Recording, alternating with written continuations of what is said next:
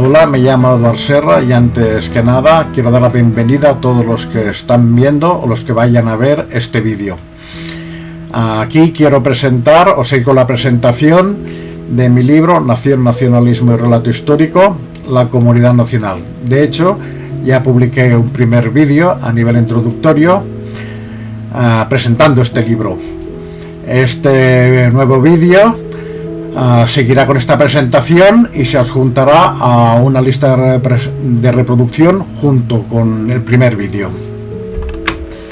Sin embargo, considero que en el primer vídeo de presentación hablé del Estado y no lo hice de una forma correcta o satisfactoria, al menos según mis criterios.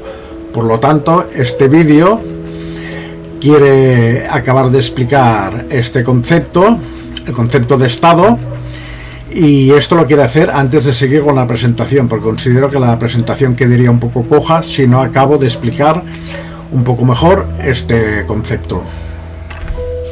En cualquier caso, cabe decir que esta explicación de lo que es el Estado, esta explicación que se hace en este vídeo, continúa siendo introductoria y que se irá desarrollando a medida que avancemos en la explicación y en la presentación del libro y en el análisis de cada uno de los capítulos del libro. Bueno, pues en el primer vídeo dije que el Estado era un sistema administrativo y lo diferenciaba la nación, que era una comunidad humana. Claro, con esta definición me quedaba cojo. Así que ahora paso a explicar un poco más en profundidad lo que es el concepto de Estado. Pues bien, un Estado, como ya he dicho, es un sistema de administración que utilizan las comunidades para administrarse. Pero, ¿qué es lo que administran? Pues básicamente una serie determinada de bienes. Y esto es lo que nos hace centrar precisamente en el meollo del asunto. A partir de aquí podemos empezar a explicar el Estado y una de las características fundamentales del Estado. Pero un Estado no es solamente un sistema administrativo, es mucho más que esto. Un Estado se fundamenta también en un sistema político y en un sistema legal. ¿Y qué hay detrás de cualquier sistema legal y de cualquier sistema político? Pues unos determinados criterios de justicia. ¿Y a qué se refiere la justicia? ¿Qué es la justicia? Pues la justicia son los criterios de distribución de bienes. Y aquí estamos hablando no solo de bienes materiales, como pueden ser un coche, una casa, la comida, etcétera, sino que también hablamos de bienes morales, inmateriales y espirituales, como pueden ser los cargos, como pueden ser los honores, como pueden ser los títulos nobiliarios o como puede ser la educación. Esto se trata de bienes inmateriales, espirituales, etcétera. O sea, estos son todos los fundamentos del Estado. Pero un sistema de justicia no solamente se refiere a los criterios de distribución de bienes, sino también a los criterios de protección de estos bienes. ¿Y cómo se puede entender esto? Pues los bienes, el valor de los bienes está jerarquizado. Hay unos bienes que se consideran más importantes y otros bienes que se consideran menos importantes.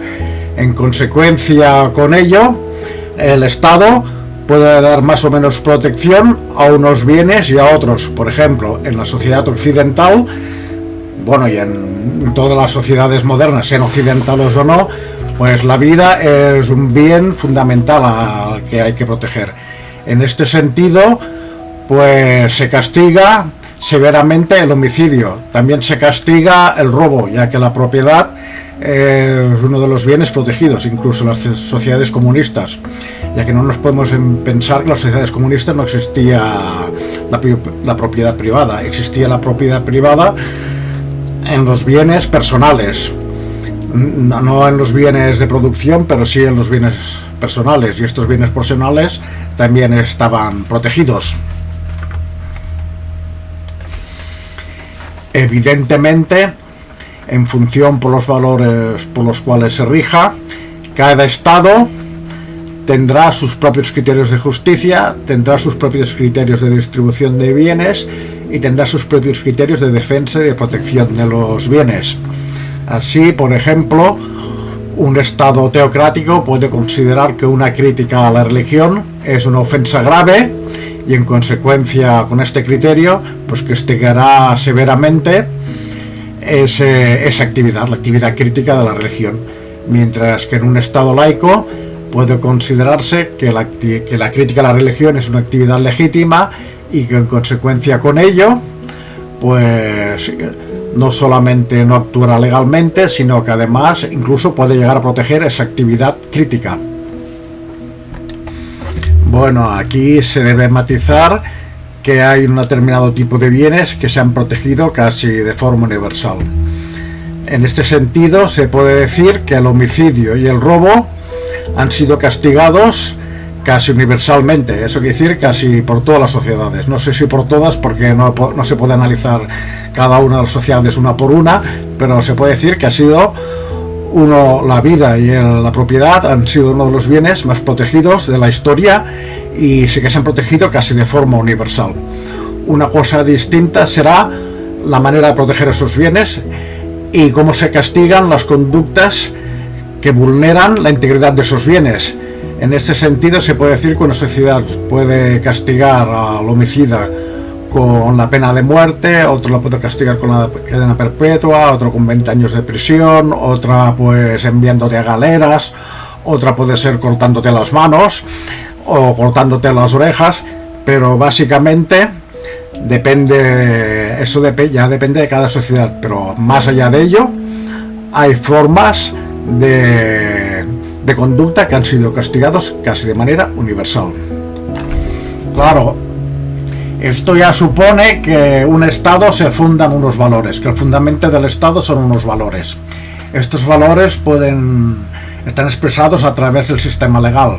En primer lugar, en los casos de las naciones que tengan constitución, pues a estos valores se expresarán en la Constitución, y si no tienen Constitución, pues tendrán más bien unos valores implícitos por los que se rige todo el sistema legal. De manera que, en el fondo, el sistema legal, aunque no esté dotado de una Constitución, pues siempre expresará este sistema de valores. El sistema de valores básico depende de la comunidad. La comunidad es quien dota de estos valores, de estos principios al Estado. La comunidad depende de un sistema de cultura, y ese sistema de cultura es el fundamento de los valores de los estados. Claro, pero ¿hasta dónde se ejerce en qué ámbito ejerce su sistema de justicia un Estado? Evidentemente necesita un ámbito donde ejercerse. Este Estado puede tener unas fronteras más o menos definidas. Antiguamente no había una definición concreta de fronteras. Por ejemplo, el Imperio Persa no tenía unas fronteras definidas. La Grecia tampoco es que tuviera... Los estados griegos tampoco se tuvieran unas fronteras definidas en el sentido que lo tenemos hoy en día. Pero básicamente este sistema se aplicaba este sistema de justicia, y este sistema de distribución de bienes se aplicaba a un determinado ámbito territorial. Ahora las cosas están más claras. Ahora, con los nuevos sistemas geométricos y con la modernidad, pues las fronteras ya se han establecido de una forma más clara. A veces hay problemas para definir dónde empieza una frontera y dónde otra, pues se ha definido de una forma más clara, y entonces ya tenemos que el Estado también se caracteriza por un ámbito territorial. El Estado, a diferencia de una nación, necesita de un ámbito territorial. La nación no necesita de un ámbito territorial. Por ejemplo, la nación judía, pues no estaba, aunque tuviera en su mente pues una tierra prometida, no estaba en la idea de los judíos, pues de forma necesaria, por recuperar ese ámbito territorial, y eso no le quitaba su carácter nacional. Evidentemente tenía ese carácter nacional, sin que este carácter nacional se atara a un ámbito territorial. Estas son las cosas que diferencian una nación de un estado. Otra manera de verlo es que, por ejemplo, hay comunidades humanas, nacionales, que forman parte de un estado sin ser ellos mismos un estado, y comparten ese estado con otras comunidades nacionales, y pueden hacerlo de mutuo acuerdo o a veces por la fuerza. Entonces estamos viendo que una comunidad nacional con un sistema de cultura concreto pues no es lo mismo que un estado en este sentido. Evidentemente, otro factor que hay que tener en cuenta es el factor humano.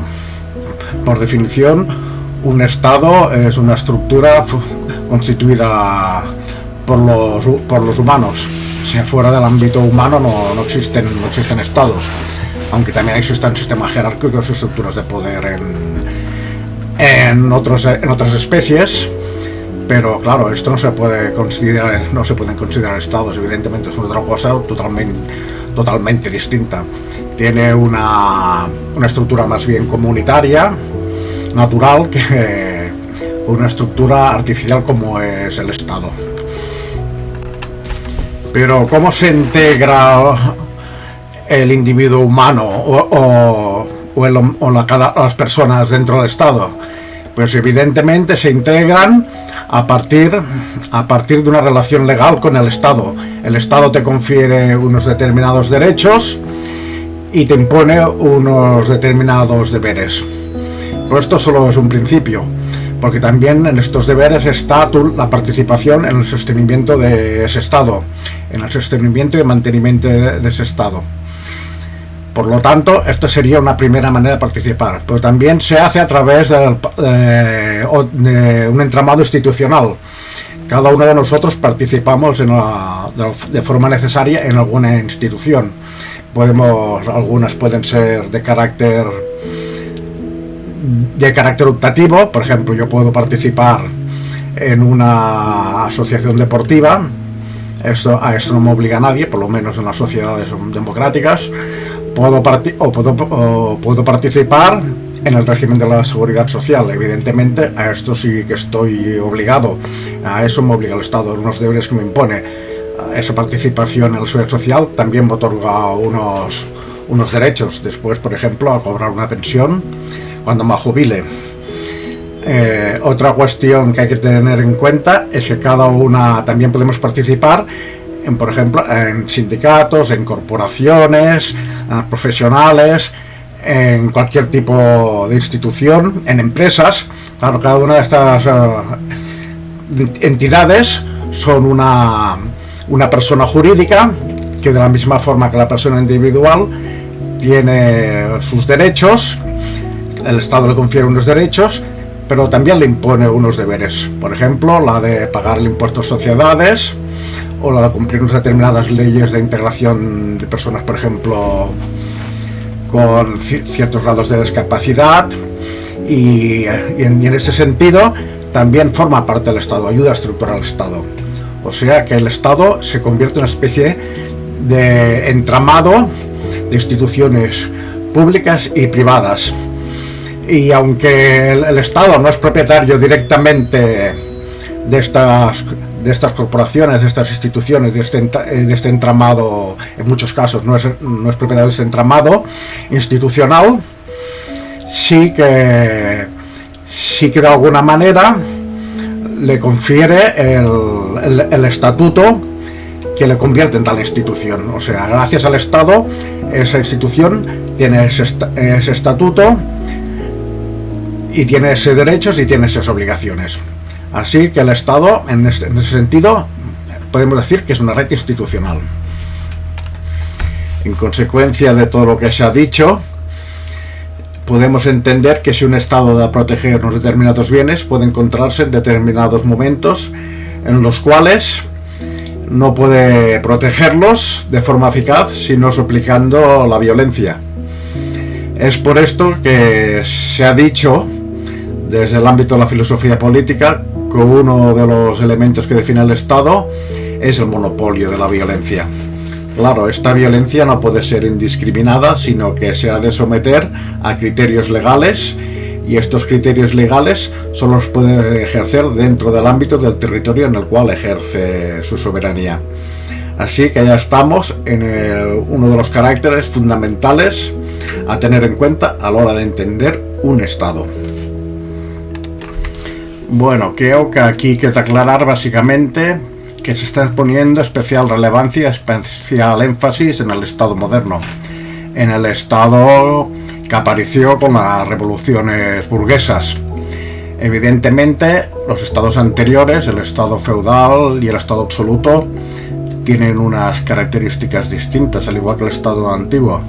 Por ejemplo, el Estado feudal se caracteriza por la relación de vasallaje y por la relación de servidumbre. La relación de vasallaje pues era una especie de contrato entre los nobles, los reyes y los emperadores, y después los siervos estaban sometidos a la voluntad de los nobles.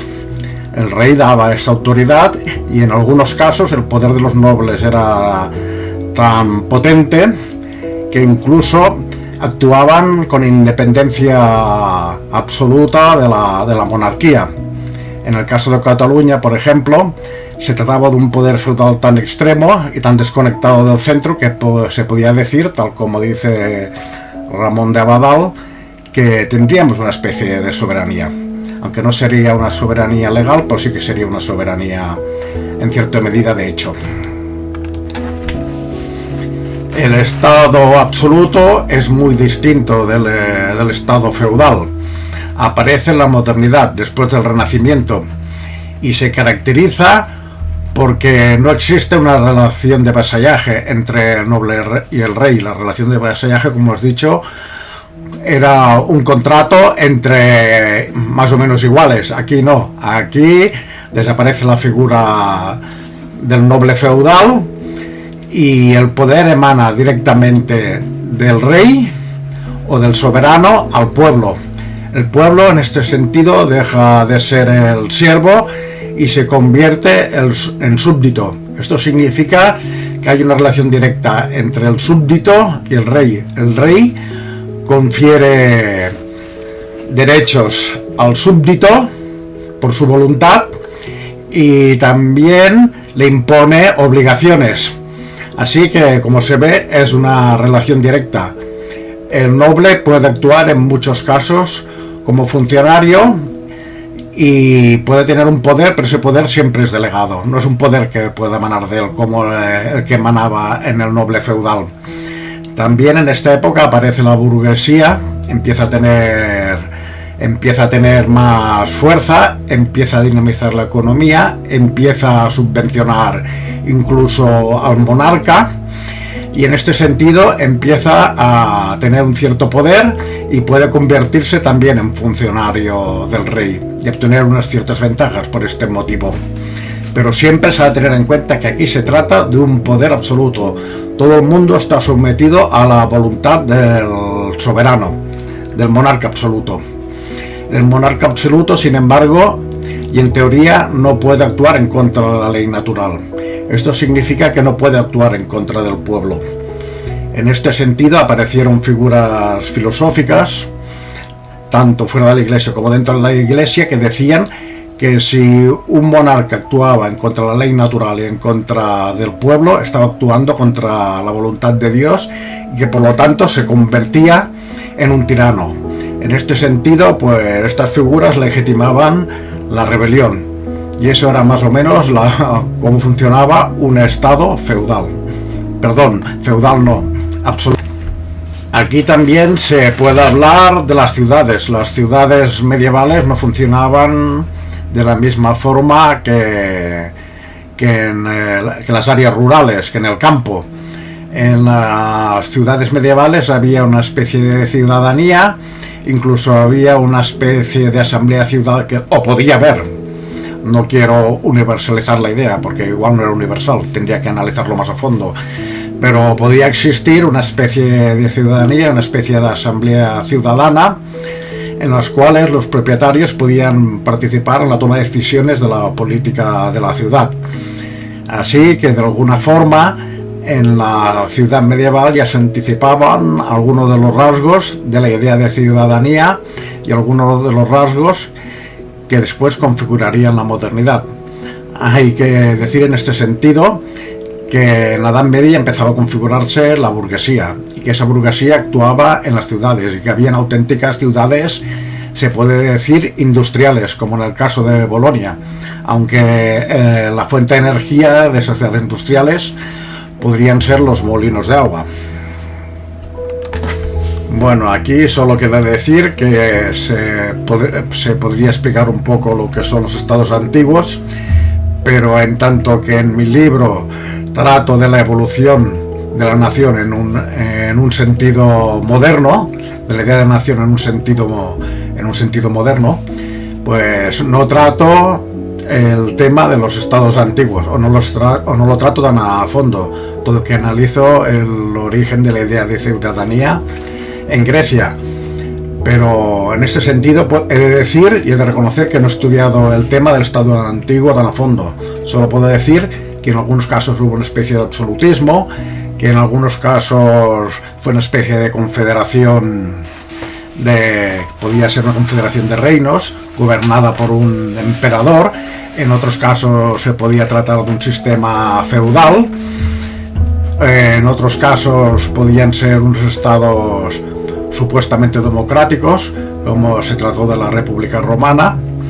Pero básicamente, en tanto que analizo la relación del Estado con la nación, empiezo a analizar el tema a partir de la configuración del Estado moderno y hablo un poco también del sistema feudal, pero esto significa que no puedo explicar tan bien y tan a fondo la idea del Estado antiguo, ya que sería ponerme en un punto que no he estudiado lo suficiente como para poder hablar de una forma fiable del tema, por decirlo así.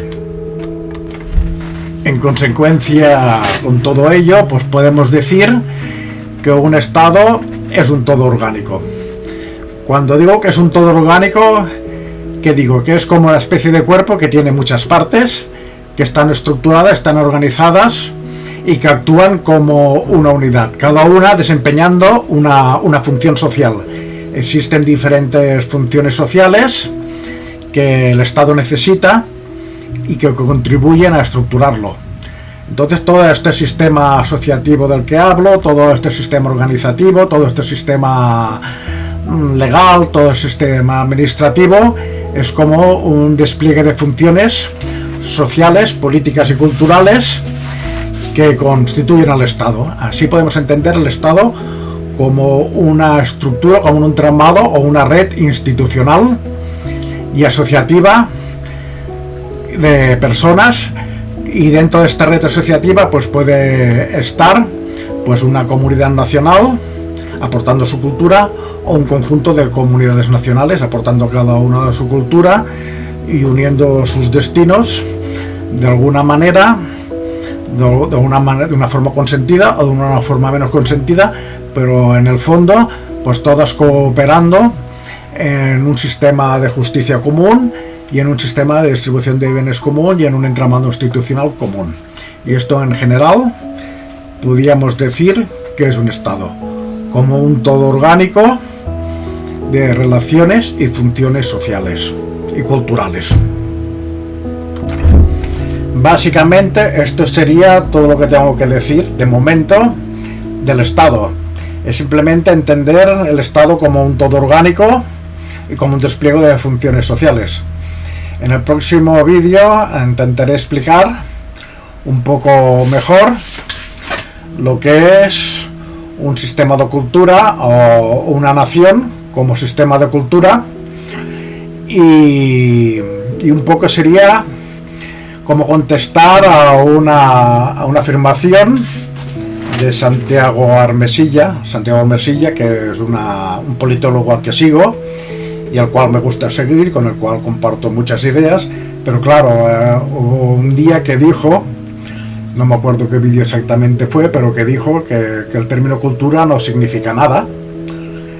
Era crítico con el nacionalismo catalán, yo también lo soy, porque considero que actualmente se trata de un etnicismo irracionalista fundado en mitos, pero bueno, él decía que detrás del término cultura, que venía del de agricultura, no había nada, que el término cultura no significaba nada. Entonces yo quisiera preguntarle en qué se basa él para defender su conexión con Sudamérica, con la iberofonía, porque él quiere depender menos de Europa y establecer lazos con la iberofonía. ¿Qué criterio sigue para definir que tenemos más lazos con la iberofonía que con Europa o con África? ¿Qué criterio define? Si no es a través del criterio de cultura. Si lo viera, cosa que dudo, me gustaría que me respondiera esta pregunta, porque estaría muy interesado en saber su respuesta. Dejando esta parte, pues felicito al señor Santiago Armesilla por sus trabajos y por sus aportaciones culturales. Comparto muchas de ellas, otras no lo comparto, pero si un día viera este vídeo me gustaría que me contestara a esta pregunta. Pero en general diría que el próximo paso que me toca hacer es precisamente esto: introducirme un poco más en el término nación, para después empezar a explicar ya el libro. Finalmente, ahora sí, solo queda despedirme de todos aquellos que han visto el vídeo y que han tenido la paciencia de seguirlo hasta el último minuto. He tratado de no hacerlo muy largo para no aburrirlo. El vídeo original era bastante más largo, introducía algunas más cosas, pero he considerado que todo lo que decía en estos momentos era innecesario, que podía explicarse más adelante. En este sentido, creo que no es un vídeo demasiado largo y que puede verse perfectamente. Pero de todas formas, gracias a por todos aquellos que lo han visto de forma completa o alguna parte de ella, y agradecerles pues su atención. Hasta la próxima.